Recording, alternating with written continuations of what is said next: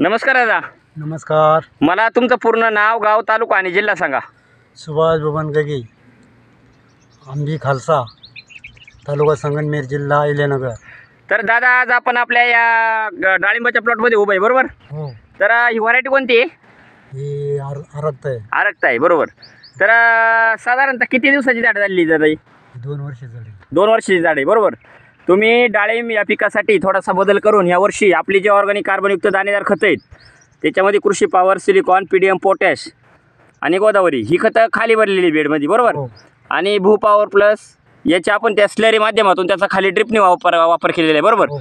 तर मला एक सांगा, तुम्ही ही खतं आणि औषधं वापरल्याच्या नंतर तुम्हाला याचे किती दिवसाच्या नंतर रिझल्ट जाण्यास सुरुवात झाली? 8 दिवसांनी रिझल्ट जाणवायला सुरुवात झाली. डाळिंब फुगायला लागली. हां, म्हणजे 8 दिवसाच्या नंतरून डाळिंब फुगवून व्हायला त्याची सुरुवात झालेली, बरोबर. डाळिंबाची जर प्रत्यक्षात जर पाहिलं ना, भरपूर प्रमाणात आहे ना फळं आहेत डाळिंबाला, बरोबर. हो. आणि फळ फुगवण्यासाठी आता सुरुवात झालेली चांगल्यापैकी, बरोबर. हो. आता तुम्ही वरतून म्हणजे उन्हाचा चटका लागू नाही हो. किंवा बाकीचं त्याचं बाकी खारडे वगैरे तरी खाऊ नये म्हणून तुम्ही ते वरतून कॅप कवर लावलेलं आहे, बरोबर. कॅप कवर ना, बरोबर. तर मला एक सांगा, तुम्ही ही साधारणतः आपले ऑर्गॅनिक जे कार्बनयुक्त दाणेदार खतं आहेत आणि औषध आहेत ते किती वर्षापासून याचा वापर करताय? 3 वर्षापासून. 3 वर्षापासून प्रत्येक पिकासाठी. याच्या आधी कोणकोणत्या पिकाला तुम्ही वापरलेली? मी कांद्याला वापरला आणि आता डाळिंब.